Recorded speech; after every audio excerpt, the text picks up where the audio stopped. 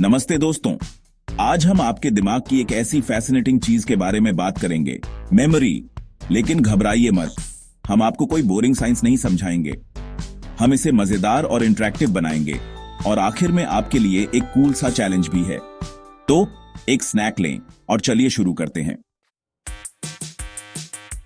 चलिए सबसे पहले कुछ सिंपल से शुरू करते हैं।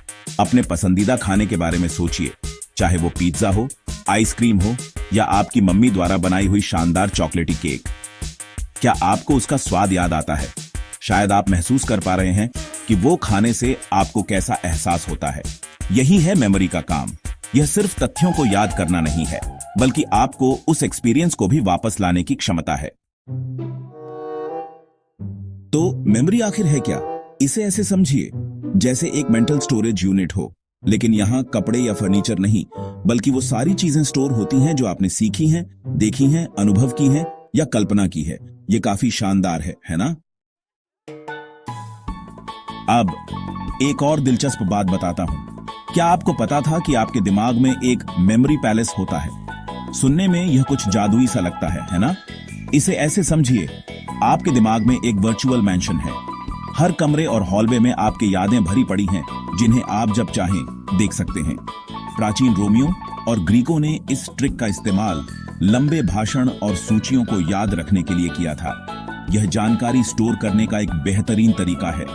आपका दिमाग किसी भी साधारण मेमोरी को एक पूरे पैलेस में बदल सकता है। लेकिन घबराइए मत, हम अभी पैलेस मोड में नहीं जाएंगे। इसके बजाय मैं आपके लिए एक मजेदार मेमोरी चैलेंज लाया हूं। तो आपका टास्क ये है, अपनी आंखें बंद करें और 10 सेकंड के लिए अपने घर में एक रैंडम ऑब्जेक्ट के बारे में सोचें। यह कोई भी चीज हो सकती है, चाहे वो रोज इस्तेमाल की जाने वाली चीज हो या कोई ऐसी चीज जिसे आपने काफी समय से नहीं देखा हो। अब अपनी आंखें खोलें और उस वस्तु का जितना हो सके उतना विस्तार से वर्णन करें। उसका रंग क्या है? उसकी आकार कैसी है? क्या आपको उसमें कोई खास विशेषता याद आती है, जैसे कोई खरोंच या शायद उसमें कोई छोटा सा डेंट? क्या आप उसे अपनी यादों में क्लियरली देख पा रहे हैं? अब यहां ट्विस्ट है, उसी वस्तु को सीक्रेट सुपर पावर दे डालिए। हो सकता है वो हवा में उड़ने लगे, या शायद जब आप उसे छुएं तो उसका रंग बदल जाए। अब क्या आपको वह वस्तु पहले से अलग दिखने लगी है? क्या आपके दिमाग में एक नई मेमोरी बन गई है? इस छोटे से खेल से यह साबित होता है कि हमारे दिमाग में मेमोरी सिर्फ तथ्य नहीं होती, यह चीजों को और अधिक दिलचस्प और ज्यादा विविड बना सकता है। अगर आपको हर छोटी सी बात याद नहीं आई तो परेशान मत होइए।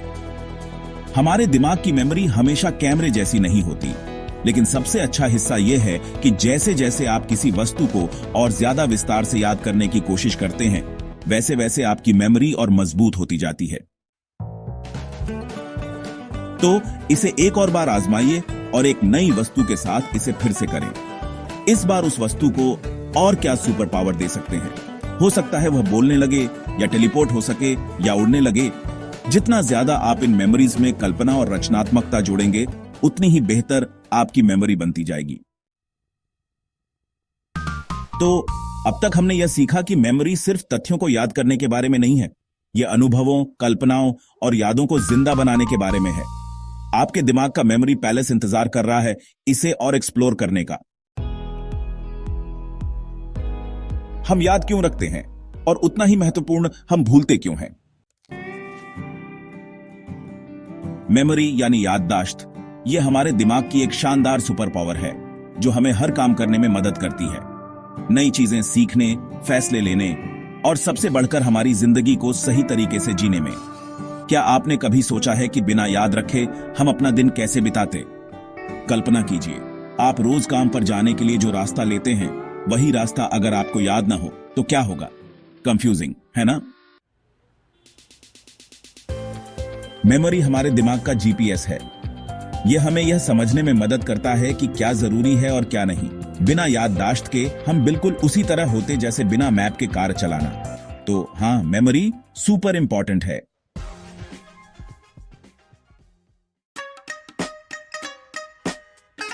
यहां आता है फॉरगेटिंग यानी भूलने का साइंस, विज्ञान।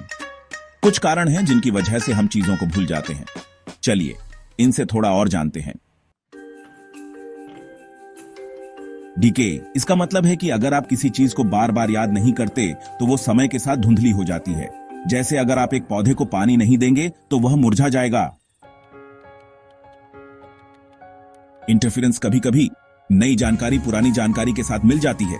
क्या आपने कभी किसी टेस्ट की तैयारी की और अचानक वो चीजें भूल गए जो आपको पहले याद थीं? यही इंटरफेरेंस का काम है। द फॉरगेटिंग कर्व यह एक बहुत दिलचस्प कॉन्सेप्ट है जिसे हरमान एबिंगहाउस ने बनाया था। उसने यह पाया कि जैसे जैसे समय बीतता है वैसे वैसे हम चीजों को भूलते जाते हैं, खासकर जब हम उन्हें बार बार दोहराते नहीं हैं। यह कुछ ऐसा है जैसे पानी को हाथों में पकड़ने की कोशिश करना। जितना वक्त लगता है उतना ज्यादा पानी हाथों से गिरता जाता है। चलिए एक मजेदार ट्विस्ट। क्या आपने कभी अपनी चाबियां फ्रिज में भूलकर रख दी या फिर फोन को दूसरे कमरे में छोड़ दिया जबकि टीवी रिमोट आपके हाथ में था? चिंता मत कीजिए, आप अकेले नहीं हैं। ये छोटे छोटे ब्रेन लैप्स लापरवाही इसीलिए होते हैं क्योंकि हमारा दिमाग कभी कभी गलत जगह पर चीजों को रख देता है। यह पूरी तरह से नॉर्मल है। अब चलिए इस भूलने के विज्ञान को समझने के लिए एक मजेदार एक्सपेरिमेंट करते हैं। यहां आपके लिए एक चैलेंज है। मैं आपको कुछ याद रखने के लिए शब्दों की एक लिस्ट दूंगा। जैसे ही मैं लिस्ट बताऊं, आपको 30 सेकंड का वक्त मिलेगा उसे याद करने के लिए। लेकिन ट्विस्ट यह है कि 30 सेकंड बाद मैं आपसे इन शब्दों को लिखने के लिए कहूंगा। जैसे जैसे आप वक्त देंगे वैसे वैसे आप कुछ शब्द भूल सकते हैं। चलिए देखते हैं कि फॉरगेटिंग कर्व आपके साथ कैसे काम करता है। तैयार हैं? यहां है आपकी list. Cat, chocolate, mountain, airplane, sunshine. अब एक पल के लिए ध्यान से इन्हें याद करने की कोशिश करें। तैयार? शुरू करें। 30 सेकंड के लिए रुकें। ठीक है, अब बिना देखे लिखिए जितने शब्द आपको याद हों। Please pause the video. आपने कितने याद किए? क्या आप सभी शब्द याद कर पाए या कुछ शब्द छूट गए? अब इस पर विचार करें। जब आपने कुछ शब्द याद किए और कुछ भूल गए तो यही वो चीज है जो आपके दिमाग में हो रही है। कुछ चीजें समय के साथ बाहर निकल जाती हैं या नए विचार पुराने विचारों से घुल मिल जाते हैं। यही वह तरीका है जिससे हमारा दिमाग चीजों को व्यवस्थित रखता है। काफी दिलचस्प है ना? अब आप देख सकते हैं कि फॉरगेटिंग कर्व असल जिंदगी में कैसे काम करता है। इसका मतलब यह नहीं है कि आप जानबूझकर भूल रहे हैं। यह बस उस तरीके का हिस्सा है जिससे आपका दिमाग अपने आप को ज्यादा ओवरलोड होने से बचाता है। तो अगली बार जब आप भूल जाएं कि आपने चाबियां कहां रखी हैं, शायद फ्रिज में, तो याद रखिए यह सिर्फ आपके दिमाग का तरीका है कि वो अपने लिए जगह बनाता है। अब जब आपने सीखा कि हम याद क्यों रखते हैं और हम भूलते क्यों हैं, तो अपनी याददाश्त को अभ्यास में डालते रहे और उन छोटे ब्रेन लैप्स की चिंता न करें। आखिरकार सबसे स्मार्ट लोग भी कभी कभी भूल जाते हैं। हम मेमोरी की रोचक प्रक्रिया के बारे में बात करेंगे। कभी सोचा है कि आप किसी का नाम एक सेकंड में भूल सकते हैं, लेकिन अपने बचपन का पता या वो एक शर्मनाक पल हमेशा याद रहता है। चलिए हम मेमोरी के 3 स्टेज एनकोडिंग, स्टोरेज और रिट्रीवल के बारे में मजेदार तरीके से जानें। तैयार हैं? तो चलिए शुरू करते हैं। हम शुरुआत करते हैं एनकोडिंग से। सोचिए आपका ब्रेन एक कैमरा है। जब आप एक फोटो क्लिक करते हैं तो आप एक इमेज कैप्चर करते हैं, है ना? ठीक उसी तरह एनकोडिंग भी जानकारी को कैप्चर करने जैसा है। लेकिन आपके ब्रेन के पास इसे कैप्चर करने के 3 तरीके होते हैं। विजुअल एनकोडिंग जो आप देखते हैं, अकूस्टिक एनकोडिंग जो आप सुनते हैं, और सिमेंटिक एनकोडिंग जो संवेदी जानकारी से स्मृति है। खेल पिक्चर रिकॉल चैलेंज। यहां एक मजेदार चैलेंज है। मैं आपको कुछ पिक्चर्स दिखाऊंगा, बाद में आपको उन्हें याद करना होगा, लेकिन मैं आपको अलग अलग एनकोडिंग तरीकों पर आधारित टेस्ट करूंगा। तैयार हैं? एक कुत्ता, एक पेड़, एक पिज्जा, एक किताब और एक कार। ठीक है, अब आते हैं सवालों पर। चलिए देखते हैं कि आप इन 3 एनकोडिंग तरीकों का इस्तेमाल करके कितनी अच्छी तरह याद कर पाते हैं। 1. Visual encoding. कुत्ते का रंग क्या था? 2. Acoustic encoding. कार के पास से गुजरते हुए क्या आवाजें सुन सकते हैं? 3. Semantic encoding. किताबों और शिक्षा का क्या कनेक्शन है?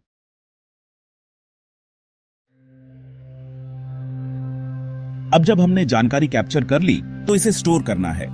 इसे ऐसे सोचिए जैसे आपने जो फोटो क्लिक की थी उसे अब आप एक लॉकर या फाइलिंग कैबिनेट में रख रहे हैं। लेकिन यहां मजेदार बात यह है, शॉर्ट टर्म मेमोरी एक लॉकर की तरह होती है और लॉन्ग टर्म मेमोरी एक फाइलिंग कैबिनेट की तरह। शॉर्ट टर्म मेमोरी केवल कुछ चीजों को एक समय में ही पकड़ सकती है, जैसे छोटा सा लॉकर। लॉन्ग टर्म मेमोरी में आप जो कुछ भी सीखते हैं वह लंबे समय तक रखा जा सकता है, जैसे एक विशाल फाइलिंग कैबिनेट। लेकिन यहां एक ट्विस्ट है, शॉर्ट टर्म मेमोरी केवल 7 चीजें ही एक साथ रख सकती है। तो फिर ज्यादा याद रखने के लिए क्या करना होगा? हम उस जानकारी को लॉन्ग टर्म मेमोरी में स्थानांतरित करते हैं। चलिए एक मजेदार अभ्यास करते हैं। मैं आपको कुछ नंबरों की एक स्ट्रिंग दिखाऊंगा। पहले देखते हैं कि आप कुछ व्यक्तिगत चीज कितनी अच्छी तरह याद कर पाते हैं। अपने बचपन के पते के बारे में सोचिए, क्या याद आया?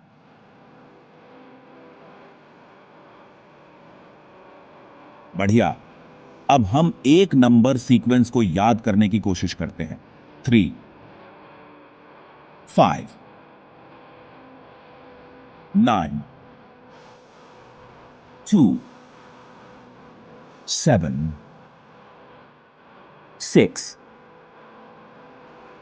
1, 8। ठीक है, मैं आपको 10 सेकंड का समय देता हूं इन नंबरों को याद करने के लिए। तैयार? शुरू करें।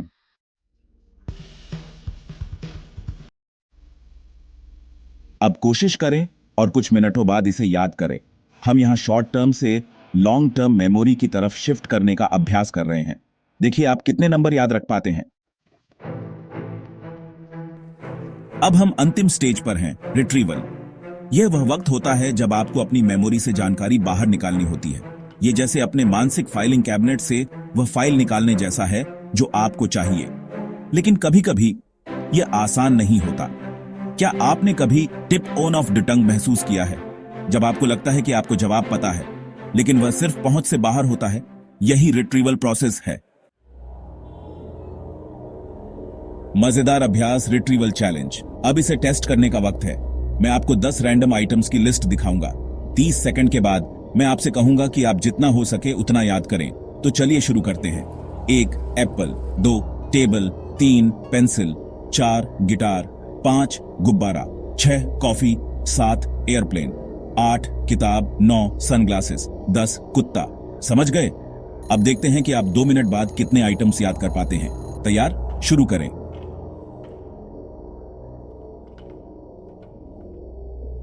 ठीक है, समय खत्म। आपने कितने याद किए? कोई बात नहीं, अगर आप सब नहीं याद कर पाए, यह पूरी तरह से सामान्य है। आपका दिमाग लगातार मेमोरी को रिट्रीव करने की कोशिश करता है और कभी-कभी यह थोड़ा मुश्किल हो सकता है। आज हमने यह सीखा कि मेमोरी सिर्फ जानकारी को स्टोर करने के बारे में नहीं है। यह उस जानकारी को कैप्चर करने, सुरक्षित रखने और बाहर निकालने के बारे में भी है। चाहे आप विजुअल, एकॉस्टिक या सेमांटिक एनकोडिंग का इस्तेमाल कर रहे हों या शॉर्ट टर्म और लॉन्ग टर्म मेमोरी में जानकारी स्टोर कर रहे हों, आपका ब्रेन हर दिन कई काम कर रहा है। हम मेमोरी की दुनिया में उतरने वाले हैं, लेकिन सिर्फ किसी भी मेमोरी की नहीं, बल्कि हम मेमोरी के प्रकार के बारे में बात करेंगे। क्या आपने कभी सोचा है कि आप अपनी सबसे अच्छे दोस्त का जन्मदिन याद रख सकते हैं, लेकिन यह नहीं याद आता कि आपने साइकिल चलाना कब सीखा था? तो चलिए इसे 2 महत्वपूर्ण प्रकार की मेमोरी, एक्सप्लिसिट और इम्प्लिसिट के साथ समझते हैं और कुछ मजेदार गतिविधियों से इन्हें टेस्ट करते हैं। हम शुरुआत करते हैं 2 मुख्य प्रकार की मेमोरी से, एक्सप्लिसिट मेमोरी और इम्प्लिसिट मेमोरी। तो इन दोनों में फर्क क्या है? एक्सप्लिसिट मेमोरी, जब आप किसी चीज को सचेत रूप से याद कर सकते हैं तो इसे एक्सप्लिसिट मेमोरी कहते हैं। यह सक्रिय मेमोरी होती है, जैसे अपने दोस्त का नाम या आज सुबह आपने क्या खाया था। इसे याद रखना। इम्प्लिसिट मेमोरी यह अवचेतन मेमोरी है। आप इसे सचेत रूप से याद नहीं करते, लेकिन यह आपके व्यवहार को प्रभावित करती है। उदाहरण के लिए साइकिल चलाना, आपको यह सोचने की जरूरत नहीं होती कि आपने कैसे सीखा, बस एक बार जब सीख गए तो यह स्वाभाविक रूप से आ जाता है। यही है इम्प्लिसिट मेमोरी। अब थोड़ा मजा करते हैं। मैं आपको कुछ लोगों को कुछ करते हुए दिखाऊंगा। आपका काम यह सोचने का होगा कि उन्होंने यह कैसे सीखा।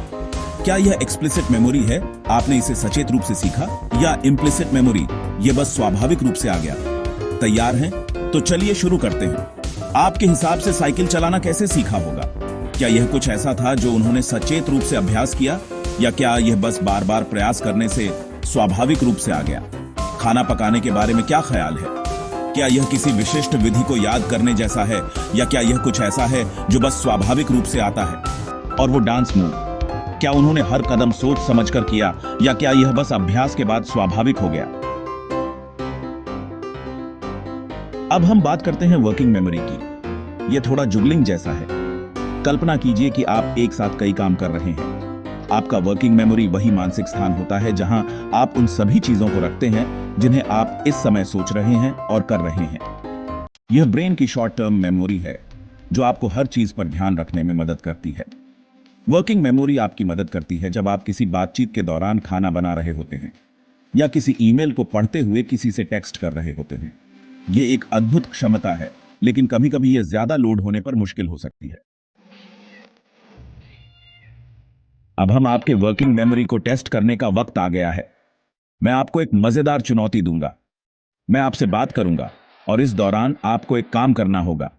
चुनौती यह है, जैसे ही हम बात कर रहे होंगे आपको 100 से 3-3 करके पीछे की ओर गिनती करनी होगी। हां, आपने सही सुना, 100, 97, 94 और इसी तरह जबकि हम बात कर रहे हैं। तैयार हैं? तो शुरू करते हैं। तो बताइए, आपका पसंदीदा शौक क्या है? आपका पसंदीदा कार क्या है? आपका पसंदीदा एक्टर एक्ट्रेस कौन है? आपका पसंदीदा फ्रूट क्या है? बढ़िया। अब गिनती करते रहें 100 से 3 करके, और हम बात करते रहते हैं। कैसे चल रहा है? आसान नहीं है ना? यह आपका वर्किंग मेमोरी है जो दोनों चीजों को एक साथ मैनेज कर रहा है। आज हमने यह सीखा कि मेमोरी सिर्फ एक चीज नहीं है। यह एक्सप्लिसिट मेमोरी है जिसे आप सचेत रूप से याद कर सकते हैं, और इम्प्लिसिट मेमोरी है जो बिना सोचे समझे आपके व्यवहार को प्रभावित करती है। और वर्किंग मेमोरी तो एक ऐसा अद्भुत कौशल है जो आपको एक साथ कई कामों को ध्यान से करने में मदद करता है। यादें कैसे बनती हैं? क्या आपने कभी सोचा है कि आपके दिमाग में यादें कैसे बनती हैं? ये कोई जादू नहीं है, लेकिन यह जरूर दिलचस्प है। आइए समझते हैं कि यादें कैसे बनती हैं और क्यों बार बार दोहराना इतना महत्वपूर्ण है। सबसे पहले बात करते हैं न्यूरॉन्स की। ये आपके दिमाग के संचार के मुख्य तत्व हैं। न्यूरॉन्स एक दूसरे को संकेत भेजते हैं सिनैप्स नामक छोटे पुलों के माध्यम से।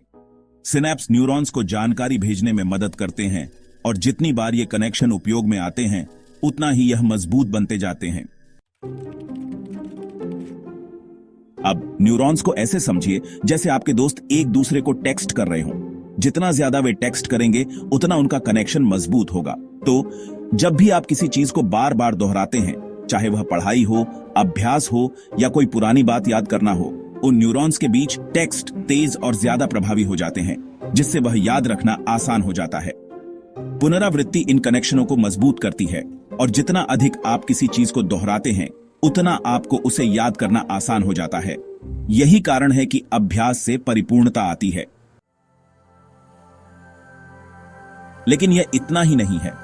आपके दिमाग में एक खास हिस्सा होता है जिसे हिप्पोकैम्पस कहा जाता है, और यह आपके दिमाग का मेमोरी बैंक का मैनेजर है।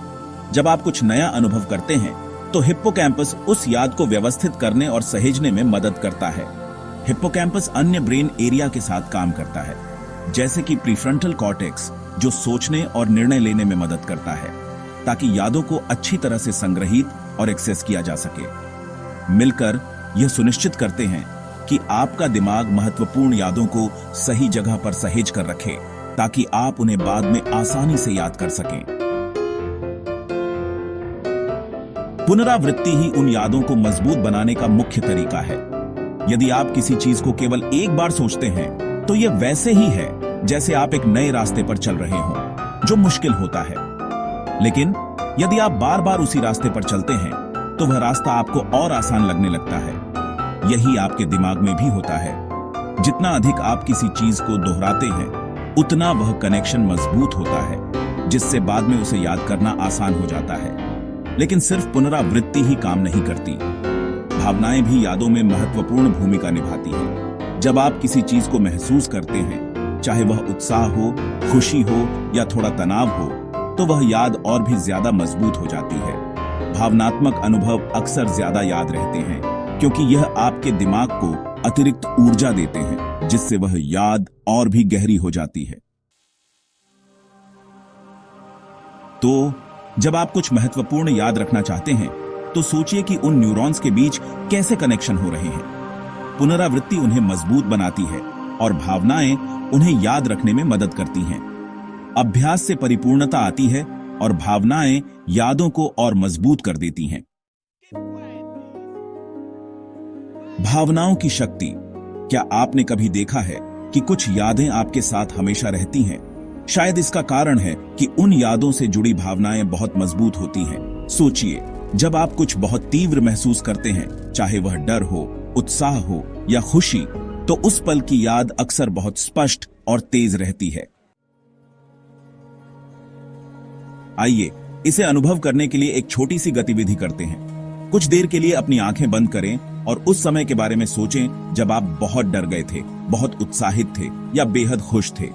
क्या आप उसे याद कर पा रहे हैं? अब हर छोटे से छोटे विवरण को याद करने की कोशिश करें।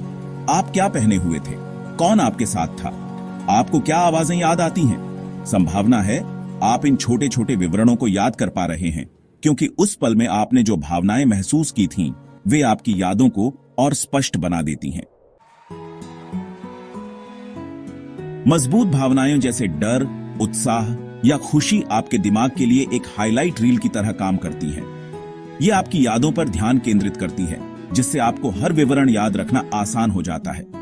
इसलिए अगली बार जब कुछ बड़ा घटे तो यकीन मानिए कि आपकी भावनाएं उस याद को और अधिक समय तक आपके दिमाग में रखेंगी। Flashbulb memory. कुछ यादें इतनी जीवंत होती हैं कि ऐसा लगता है जैसे वे एक झटके में कैद हो गई हों, जो समय के साथ कभी भी मद्धम नहीं होती। इन्हें फ्लैशबल्ब मेमोरी कहा जाता है।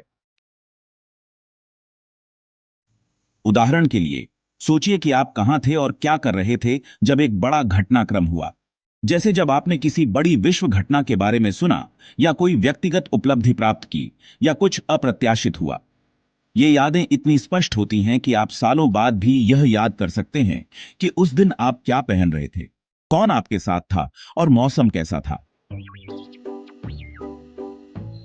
आइए इसे अनुभव करने के लिए एक खेल खेलते हैं। इस खेल का तरीका यह है, मैं आपको आपके जीवन की कुछ महत्वपूर्ण घटनाएं याद करने के लिए कहूंगा और हम देखेंगे कि ये यादें कितनी स्पष्ट हैं।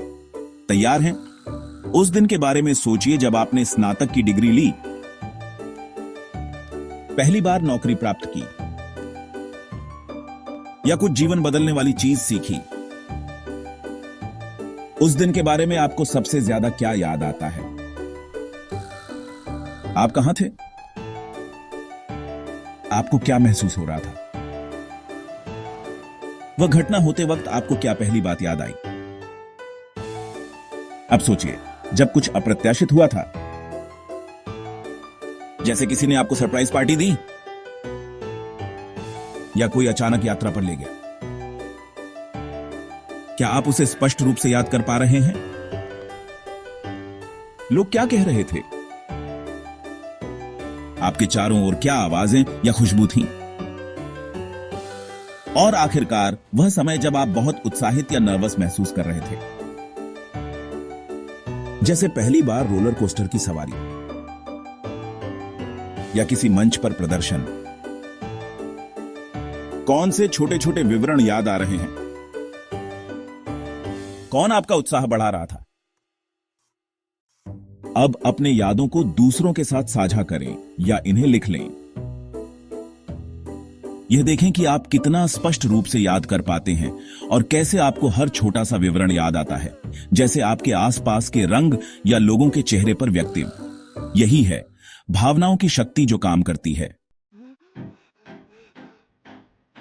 तो चाहे वह पल जो आपको डराता था, जो आपको रोमांचित करता था या जो आपको अत्यधिक खुशी देता था, भावनाएं आपके दिमाग को चीजों को याद रखने में बड़ी भूमिका निभाती हैं। मजबूत भावनाएं उन यादों को मजबूती से आपके दिमाग में चिपकने के रूप में कार्य करती हैं।